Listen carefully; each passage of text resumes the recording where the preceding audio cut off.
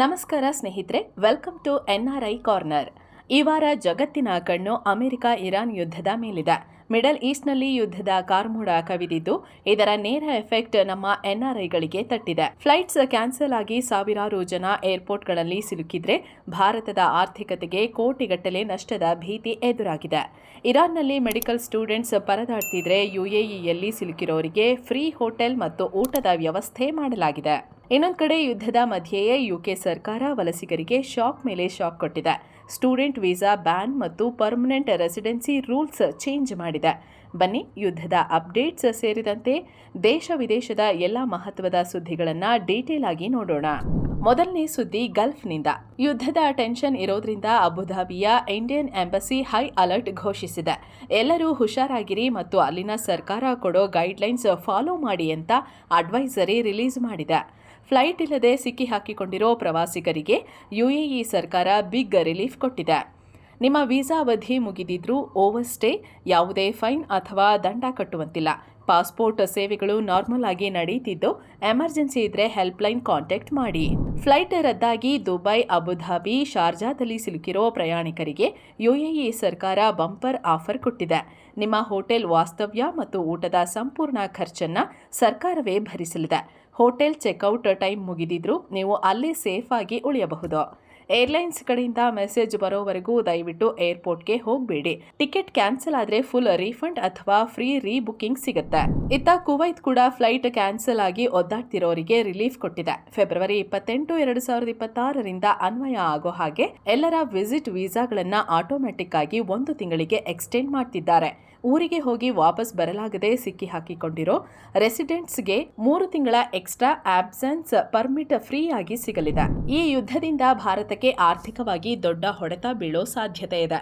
Gulf ದೇಶಗಳಲ್ಲಿರೋ 93 lakh ಭಾರತೀಯರು ಪ್ರತಿ ವರ್ಷ ಕಳಿಸ್ತಿದ್ದ $125 ಬಿಲಿಯನ್ ಹಣಕ್ಕೆ ರೆಮಿಟೆನ್ಸ್ ಕುತ್ತು ಬರಬಹುದು.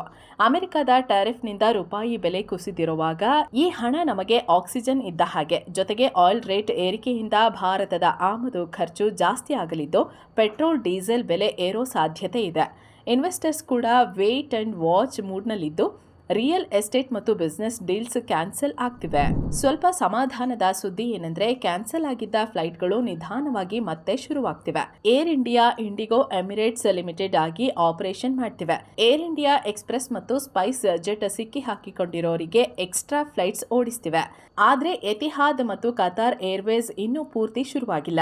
ಬುಕಿಂಗ್ ಮಾಡೋ ಮುಂಚೆ ವೆಬ್ಸೈಟ್ ಚೆಕ್ ಮಾಡೋದು ಮರಿಬೇಡಿ. ಇದೇ ಟೈಮಲ್ಲಿ ಏರ್ ಇಂಡಿಯಾ 2 ಹೊಸ ರೂಟ್ ಅನೌನ್ಸ್ ಮಾಡಿದೆ. ಮೇ 1ರಿಂದ ದೆಹಲಿಯಿಂದ ವಿಯೆಟ್ನಾಂನ ಹನೋಯಿಗೆ ಡೈರೆಕ್ಟ್ ಫ್ಲೈಟ್ ಶುರುವಾಗ್ತಿದೆ. ಜೂನ್ 15ರಿಂದ ಮುಂಬೈನಿಂದ ಜಪಾನ್ನ ಟೋಕಿಯೋಗೆ ಹೊಸ ಫ್ಲೈಟ್ ಹಾರಲಿದೆ. ಈಗ UKಗೆ ಬರೋಣ. ಯುದ್ಧದ ಸುದ್ದಿಯ ಮಧ್ಯೆಯೇ UK ಸರ್ಕಾರ ದೊಡ್ಡ ಬಾಂಬ್ ಸಿಡಿಸಿದೆ. ಅಫ್ಘಾನಿಸ್ತಾನ, ಕ್ಯಾಮರೂನ್, ಮ್ಯಾನ್ಮಾರ್ ಮತ್ತು ಸುಡಾನ್ ದೇಶದವರಿಗೆ ಸ್ಟೂಡೆಂಟ್ ವೀಸಾ ಬ್ಯಾನ್ ಮಾಡಿದೆ. ಮಾರ್ಚ್ 26ರಿಂದಲೇ ಇದು ಜಾರಿಯಾಗ್ತಿದೆ. ವೀಸಾ ನೆಪದಲ್ಲಿ ಬಂದು ಆಮೇಲೆ ಆಶ್ರಯ ಕೇಳೋದು ಜಾಸ್ತಿ ಆಗಿದೆ ಅನ್ನೋದು ಸರ್ಕಾರದ ವಾದ. ಇದರಿಂದ UK ಜನರಿಗೆ ವರ್ಷಕ್ಕೆ £4 ಬಿಲಿಯನ್ ಹೊರೆಯಾಗ್ತಿದೆ ಅಂತೆ. ಇನ್ನೊಂದು ಶಾಕಿಂಗ್ ನ್ಯೂಸ್ ಅಂದ್ರೆ, UK permanent residency ILR rules change ಆಗ್ತಿದೆ. ಇದಕ್ಕೆ ಆಡಳಿತ ಪಕ್ಷದ ಲೇಬರ್ ಪಾರ್ಟಿಯ 100ಕ್ಕೂ ಹೆಚ್ಚು ಎಂಪಿಗಳು ಭಾರೀ ವಿರೋಧ ವ್ಯಕ್ತಪಡಿಸಿದ್ದಾರೆ. ಸಾಧಾರಣ ಸಂಬಳ ಇರೋ ವಲಸಿಗರು ಇನ್ಮುಂದೆ ILR ಪಡಿಬೇಕು ಅಂದ್ರೆ 5 ವರ್ಷ ಅಲ್ಲ, ಬರೋಬ್ಬರಿ 10 ವರ್ಷ ಕಾಯಬೇಕು. ಹೆಲ್ತ್ ಕೇರ್ ವೀಸಾದಲ್ಲಿರೋರು 15 ವರ್ಷ ಕಾಯಬೇಕು. ಆದರೆ ವರ್ಷಕ್ಕೆ 1.3 ಕೋಟಿ ಸಂಬಳ ಇರೋ ಹೈ ಸ್ಯಾಲರಿ ಉದ್ಯೋಗಿಗಳಿಗೆ ಮಾತ್ರ 3 ವರ್ಷಕ್ಕೆ ರೆಸಿಡೆನ್ಸಿ ಸಿಗುತ್ತೆ. ಈ ರೂಲ್ಸ್ ಆಲ್ರೆಡಿ UKಯಲ್ಲಿರೋರಿಗೆ ಅನ್ವಯ ಆಗುತ್ತೆ ಅನ್ನೋದೇ ದೊಡ್ಡ ಶಾಕ್. ಯುರೋಪ್ನಲ್ಲಿ ಹೌಸಿಂಗ್ ಕ್ರೈಸಿಸ್ ಎಷ್ಟಿದೆ ಅಂದ್ರೆ, ಜನ ಇಡೀ ಮನೆ ಕೊಳ್ಳೋಕೆ ಆಗ್ತಿಲ್ಲ. ಅಪಾರ್ಟ್ಮೆಂಟ್ನಲ್ಲಿ ಅಪರಿಚಿತರ ಜೊತೆ ಒಂದೊಂದು ಬೆಡ್ರೂಮ್ಗಳನ್ನ ಮಾತ್ರ ಖರೀದಿ ಮಾಡ್ತಿದ್ದಾರೆ. ಸ್ಪೇನ್ನಲ್ಲಿ ಒಂದು ಬೆಡ್ರೂಮ್ ಬೆಲೆ $85 ಲಕ್ಷ. ಮದುವೆ, ಮಕ್ಕಳು ಅಂತ ತಲೆಕೆಡಿಸಿಕೊಳ್ಳದ ಯುವಜನತೆ ಸಣ್ಣ ಜಾಗಗಳನ್ನೇ ಹುಡುಕ್ತಿದ್ದಾರೆ. ಲಂಡನ್ನಲ್ಲೂ ಫ್ರೆಂಡ್ಸ್ ಜೊತೆ ಸೇರಿ ಮನೆ ಕೊಳ್ಳೋ ಸ್ಕೀಮ್ಸ್ ಬರ್ತಿವೆ. ಮೊದಲನೇ ಸುದ್ದಿ ಕೆನಡಾದಿಂದ. ಒಂಟಾರಿಯೋದ ವಿಂಡರ್ಸ್ ಏರಿಯಾದಲ್ಲಿ ಒಂದು ದಾರುಣ ಘಟನೆ ನಡೆದಿದೆ. ಭಾರತೀಯ ಮೂಲದ ಸೋಷಿಯಲ್ ಮೀಡಿಯಾ ಇನ್ಫ್ಲೂಯೆನ್ಸರ್ ಮತ್ತು ಯೂಟ್ಯೂಬರ್ ಆಗಿದ್ದ 45 ವರ್ಷದ ನ್ಯಾನ್ಸಿ ಗ್ರೀವಲ್ ಅವರನ್ನ ಚಾಕುವಿನಿಂದ ಇರಿದು ಕೊಲೆ ಮಾಡಲಾಗಿದೆ. ಪೊಲೀಸರು ಬರುವಷ್ಟರಲ್ಲೇ ಅವರಿಗೆ ಗಂಭೀರ ಗಾಯಗಳಾಗಿತ್ತು. ಆಸ್ಪತ್ರೆಗೆ ಸೇರಿಸಿದ್ರೂ ಬದುಕಿಸಿಕೊಳ್ಳೋಕೆ ಆಗಿಲ್ಲ. ಸದ್ಯಕ್ಕೆ ಇದನ್ನ ಒಂದು ಪ್ರತ್ಯೇಕ ಘಟನೆ ಅಂತ ಪೊಲೀಸರು ತನಿಖೆ ಮಾಡ್ತಿದ್ದಾರೆ. ಇತ್ತ ಅಮೆರಿಕದಲ್ಲಿ ಇಂಟರ್ನ್ಯಾಷನಲ್ ಸ್ಟೂಡೆಂಟ್ಸ್ ಕೆಲಸ ಮಾಡೋ OPT optional practical training program ಮೇಲೆ ಸರ್ಕಾರದ ಕಣ್ಣು ಬಿದ್ದಿದೆ. F1 ವೀಸಾದಲ್ಲಿರೋ ಸ್ಟೂಡೆಂಟ್ಸ್ ಡಿಗ್ರಿ ಮುಗಿದ ಮೇಲೆ 1 ರಿಂದ 3 ವರ್ಷ ಕೆಲಸ ಮಾಡೋಕೆ ಇದು ಅವಕಾಶ ಕೊಡುತ್ತೆ. ಆದರೆ ಈಗ ಹೋಮ್ಲ್ಯಾಂಡ್ ಸೆಕ್ಯೂರಿಟಿ ಡಿಪಾರ್ಟ್ಮೆಂಟ್ ಇದನ್ನ ರಿವ್ಯೂ ಮಾಡೋಕೆ ಶುರು ಮಾಡಿದೆ. ಇದರಿಂದ ಅಮೆರಿಕನ್ನರ ಕೆಲಸ ಹೋಗ್ತಿದೆ. ಇದು ಅಗ್ಗದ ಕೆಲಸಗಾರರನ್ನ ತರೋ ಹಿಂಬಾಗಿಲು ಅಂತ ಸೆನೆಟರ್ ಎರಿಕ್ ಸ್ಮಿತ್ ಕಂಪ್ಲೇಂಟ್ ಮಾಡಿದ್ದಾರೆ. ಇದರಿಂದ ಸುಮಾರು 3 ಲಕ್ಷ ವಿದ್ಯಾರ್ಥಿಗಳಿಗೆ ತೊಂದರೆ ಆಗೋ ಸಾಧ್ಯತೆ ಇದೆ. ಅಮೆರಿಕದಲ್ಲಿ ಮಾರ್ಚ್ 1ರಿಂದ ಪ್ರೀಮಿಯಂ ಪ್ರೊಸೆಸಿಂಗ್ ವೀಸಾ ಫೀಸ್ ಭಾರಿ ಏರಿಕೆಯಾಗಿದೆ. ವರ್ಕ್ ವೀಸಾ 140 ಫೀಸ್ $2,805 ಇಂದ $2,965 ಏರಿದೆ. ಸ್ಟೂಡೆಂಟ್ಸ್ OPTಗಾಗಿ ಹಾಕೋ ಫಾರ್ಮ್ ಫೀಸ್ ಕೂಡ $1,780 ಹೆಚ್ಚಾಗಿದೆ. ನೆನಪಿರಲಿ, ಫೀಸ್ ಕಟ್ಟಿದ್ರೆ ಬರೀ ಅಪ್ಲಿಕೇಶನ್ ಬೇಗ ಪ್ರೋಸೆಸ್ ಆಗುತ್ತೆ ಅಷ್ಟೇ, ವೀಸಾ ಗ್ಯಾರಂಟಿ ಅಲ್ಲ. ಟ್ರಂಪ್ ಸರ್ಕಾರ H-1B ವೀಸಾಗೆ ತಂದಿರೋ $1 ಲಕ್ಷ ಫೀಸ್ ಕಟ್ಟೋಕೆ ಕಂಪನಿಗಳು ಹಿಂದೇಟು ಹಾಕ್ತಿವೆ. ಸೆಪ್ಟೆಂಬರ್ನಿಂದ ಇಲ್ಲಿಯವರೆಗೆ ಕೇವಲ 70 ಕಂಪನಿಗಳು ಮಾತ್ರ ಈ ಫೀಸ್ ಕಟ್ಟಿವೆ. ಇದು ಅಡ್ಮಿನಿಸ್ಟ್ರೇಟಿವ್ ಫೀಸ್ ಅಲ್ಲ, ಸುಲಿಗೆ ಅಂತ ಕೋರ್ಟ್ನಲ್ಲಿ ವಾದ ನಡೀತಿದೆ. ಆದ್ರೆ ಸರ್ಕಾರ ಮಾತ್ರ ವಿದೇಶಿಗರ ಎಂಟ್ರಿ ಕಂಟ್ರೋಲ್ ಮಾಡೋ ಅಧಿಕಾರ ನಮಗಿದೆ ಅಂತ ಸಮರ್ಥನೆ ಮಾಡಿಕೊಳ್ತಿದೆ. ಮಿಡಲ್ ಈಸ್ಟ್ ಯುದ್ಧ ಮತ್ತು ಅಮೆರಿಕದ ವೀಸಾ ಟೆನ್ಷನ್ನಿಂದಾಗಿ ನಮ್ಮ ವಿದ್ಯಾರ್ಥಿಗಳು ಈಗ ಕೆನಡಾ ಮತ್ತು ಐರ್ಲೆಂಡ್ ಕಡೆ ಮುಖ ಮಾಡ್ತಿದ್ದಾರೆ. ರಿಸರ್ಚ್ PhD ಮಾಡೋರಿಗೆ ಕೆನಡಾ ಈಗ ಹಾಟ್ ಫೇವರೇಟ್. ಅಮೆರಿಕದಲ್ಲಿ ಫಂಡಿಂಗ್ ಪ್ರಾಬ್ಲಮ್ ಇದ್ರೆ ಕೆನಡಾದಲ್ಲಿ $1.7 ಬಿಲಿಯನ್ ರಿಸರ್ಚ್ ಫಂಡ್ ಅನೌನ್ಸ್ ಮಾಡಿದ್ದಾರೆ. ಕಳೆದ ವರ್ಷಕ್ಕಿಂತ 40% ಹೆಚ್ಚು ರಿಸರ್ಚ್ ಸ್ಟೂಡೆಂಟ್ಸ್ ಕೆನಡಾ ಆಯ್ಕೆ ಮಾಡ್ತಿದ್ದಾರೆ. ಇನ್ನೊಂದು ಕಡೆ ಯುದ್ಧದ ಭಯದಿಂದ ಗಲ್ಫ್ ದೇಶಗಳಿಗೆ ಹೋಗೋ ವಿದ್ಯಾರ್ಥಿಗಳ ಸಂಖ್ಯೆ ಕಮ್ಮಿ ಆಗ್ತಿದೆ. ಆಗಸ್ಟ್ ಸೆಪ್ಟೆಂಬರ್ ಅಡ್ಮಿಷನ್ ಪಡೆಯಬೇಕಿದ್ದವರು ಹಿಂದೇಟು ಹಾಕ್ತಿದ್ದಾರೆ. ಪೋಷಕರು ಈಗ ಸೇಫ್ಟಿ ಬಗ್ಗೆ ವಿಚಾರಿಸುತ್ತಿದ್ದು ಆನ್ಲೈನ್ ಕ್ಲಾಸ್ ಅಥವಾ ಅಡ್ಮಿಷನ್ ಮುಂದೂಡೋಕೆ ಕೇಳ್ತಿದ್ದಾರೆ. ಆಸ್ಟ್ರೇಲಿಯಾ ಸರ್ಕಾರ ಕೂಡ ಸ್ಟೂಡೆಂಟ್ಸ್ಗೆ ಬರೆ ಎಳೆದಿದೆ. ಮಾರ್ಚ್ 1, 2026ರಿಂದ post study work visa fees ಬರೋಬ್ಬರಿ ಡಬಲ್ ಆಗಿದೆ. $2,300 ಇದ್ದದ್ದು ಈಗ $4,600 ಆಸ್ಟ್ರೇಲಿಯನ್ ಡಾಲರ್, ಸುಮಾರು $3 ಲಕ್ಷ ಆಗಿದೆ. ಜೊತೆಗೆ ಏಪ್ರಿಲ್ನಿಂದ ಹೆಲ್ತ್ ಇನ್ಶೂರೆನ್ಸ್ ಪ್ರೀಮಿಯಂ ಕೂಡ ಜಾಸ್ತಿ ಆಗ್ತಿದೆ.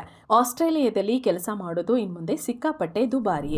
ಸಿಂಗಾಪುರದಲ್ಲಿ ಸೆಟಲ್ ಆಗಬೇಕು ಅನ್ನೋರಿಗೆ ಸುವರ್ಣಾವಕಾಶ. ಅಲ್ಲಿ ಮಕ್ಕಳ ಜನನ ಪ್ರಮಾಣ ಬರ್ತ್ ರೇಟ್ ಪಾತಾಳಕ್ಕೆ ಕುಸಿದಿರೋದ್ರಿಂದ ಮುಂದಿನ 5 ವರ್ಷ ಪ್ರತಿ ವರ್ಷ 30,000 ವಿದೇಶಿಗರಿಗೆ ಪೌರತ್ವ ಸಿಟಿಜನ್ಶಿಪ್ ಕೊಡಲು ಡಿಸೈಡ್ ಮಾಡಿದೆ. ಜೊತೆಗೆ 40,000 ಜನರಿಗೆ PR ಕೂಡ ಸಿಗಲಿದೆ. ದೇಶದ ಎಕಾನಮಿ ಉಳಿಸೋಕೆ ವಲಸಿಗರಿಗೆ ಮಣೆ ಹಾಕ್ತಿದ್ದಾರೆ. ಸ್ಪೇನ್ ಸರ್ಕಾರ ಡಾಕ್ಯುಮೆಂಟ್ ಇಲ್ಲದ 5 ಲಕ್ಷ ವಲಸಿಗರಿಗೆ ಲೀಗಲ್ ಸ್ಟೇಟಸ್ ಕೊಡೋಕೆ ಮುಂದಾಗಿದೆ. ಏಪ್ರಿಲ್ನಿಂದ ಜೂನ್ವರೆಗೆ ಈ ಅಮ್ನೆಸ್ಟಿ ಪ್ರೋಗ್ರಾಂ ನಡೆಯಲಿದೆ. ಆದ್ರೆ ಆಫೀಸ್ಗಳಲ್ಲಿ ಸ್ಟಾಫ್ ಕೊರತೆ ಇರೋದ್ರಿಂದ ಅರ್ಜಿ ವಿಲೇವಾರಿ ಲೇಟ್ ಆಗ್ಬೋದು. ಕ್ರಿಮಿನಲ್ ರೆಕಾರ್ಡ್ ಇಲ್ಲದ 5 ತಿಂಗಳು ಸ್ಪೇನ್ನಲ್ಲಿ ವಾಸವಿದ್ದವರಿಗೆ ಈ ಚಾನ್ಸ್ ಸಿಗಲಿದೆ. ಜಾರ್ಜಿಯಾದಲ್ಲಿ ಮಾರ್ಚ್ 1, 2026ರಿಂದ ವರ್ಕ್ ಪರ್ಮಿಟ್ ಕಡ್ಡಾಯವಾಗಿದೆ. ಇಷ್ಟು ದಿನ ಟೂರಿಸ್ಟ್ ವೀಸಾದಲ್ಲಿ ಬಂದು ಕೆಲಸ ಮಾಡ್ತಿದ್ರು, ಈಗ ಅದಕ್ಕೆ ಬ್ರೇಕ್ ಬಿದ್ದಿದೆ. ಕೆಲಸ ಕೊಡೋ ಕಂಪನಿಯೇ ನಿಮಗಾಗಿ ಪರ್ಮಿಟ್ ಅಪ್ಲೈ ಮಾಡಬೇಕು. ಪರ್ಮಿಟ್ ಇಲ್ಲದೆ ಕೆಲಸ ಮಾಡಿದ್ರೆ ಕಂಪನಿಗೂ ಫೈನ್, ನಿಮಗೂ ಫೈನ್. ನ್ಯೂಜಿಲೆಂಡ್ ಏಪ್ರಿಲ್ 20, 2026ರಿಂದ ಓಪನ್ ವರ್ಕ್ ವೀಸಾ ರೂಲ್ಸ್ ಬದಲಿಸುತ್ತಿದೆ. ಪೋಸ್ಟ್ ಸ್ಟಡಿ ಮತ್ತು ಪಾರ್ಟ್ನರ್ ವೀಸಾ ಇರೋರು ಸ್ವಂತ ಬಿಸ್ನೆಸ್ ಸೇರಿ ಯಾವ ಕೆಲಸ ಬೇಕಿದ್ರೂ ಮಾಡಬಹುದು. ಆದರೆ ವರ್ಕಿಂಗ್ ಹಾಲಿಡೇ ವೀಸಾ ಇರೋರು ಕಡ್ಡಾಯವಾಗಿ ಅಗ್ರಿಮೆಂಟ್ ಮಾಡಿಕೊಂಡೇ ಕೆಲಸ ಮಾಡಬೇಕು. ಭಾರತದಲ್ಲಿ ಅನಿವಾರ್ಯವಾಗಿ ಸಿಕ್ಕಿ ಹಾಕಿಕೊಂಡ NRIಗಳಿಗೆ ದೆಹಲಿ ಹೈಕೋರ್ಟ್ ರಿಲೀಫ್ ಕೊಟ್ಟಿದೆ. ಫ್ಲೈಟ್ ಇಲ್ಲದೆ ಅಥವಾ ಪಾಸ್ಪೋರ್ಟ್ ರದ್ದಾಗಿ 181 ದಿನಕ್ಕಿಂತ ಹೆಚ್ಚು ಇಲ್ಲೇ ಉಳಿದವರನ್ನ ರೆಸಿಡೆಂಟ್ ಅಂತ ಪರಿಗಣಿಸಿ ಬ್ಲಾಕ್ ಮನಿ ಆಕ್ಟ್ ಹಾಕೋ ಹಾಗಿಲ್ಲ ಅಂತ ಹೇಳಿದೆ. ಅನಿವಾರ್ಯವಾಗಿ ಉಳಿದುಕೊಂಡ ದಿನಗಳನ್ನ ಟ್ಯಾಕ್ಸ್ ಲೆಕ್ಕಕ್ಕೆ ತಗೊಳ್ಳಬಾರದು ಅಂತ IT ಇಲಾಖೆಗೆ ವಾರ್ನಿಂಗ್ ಕೊಟ್ಟಿದೆ.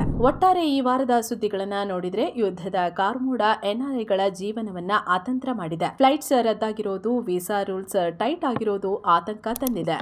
ಆದರೆ UAE ಮತ್ತು ಕುವೈತ್ ಸರ್ಕಾರಗಳು ಸಹಾಯಕ್ಕೆ ಬಂದಿರೋದು ಸಮಾಧಾನದ ಸಂಗತಿ. ನಮ್ಮ ಸಲಹೆ: ಗಲ್ಫ್ ಟ್ರಾವೆಲ್ ಸದ್ಯಕ್ಕೆ ಬೇಡ. ಫ್ಲೈಟ್ ಕನ್ಫರ್ಮ್ ಆಗೋವರೆಗೂ ರಿಸ್ಕ್ ತಗೋಬೇಡಿ. ಎಮರ್ಜೆನ್ಸಿ: ಅಬುಧಾಬಿ ಎಂಬಸಿಯ ಹೆಲ್ಪ್ ಲೈನ್ ನಂಬರ್ ಸೇವ್ ಮಾಡ್ಕೊಳ್ಳಿ. UK ಪ್ಲಾನ್: 10 ವರ್ಷ ಕಾಯೋ ಕೆಪಾಸಿಟಿ ಇದ್ರೆ ಮಾತ್ರ UK ಕಡೆ ನೋಡಿ. ಇದಿಷ್ಟು ಈ ವಾರದ ವಾರ್ ಸ್ಪೆಷಲ್ NRI ಬುಲೆಟಿನ್. ಸುರಕ್ಷಿತವಾಗಿರಿ. ಮುಂದಿನ ವಾರ ಮತ್ತಷ್ಟು ಅಪ್ಡೇಟ್ಸ್ ಜೊತೆ ಸಿಗ್ತೀವಿ. ನಮಸ್ಕಾರ.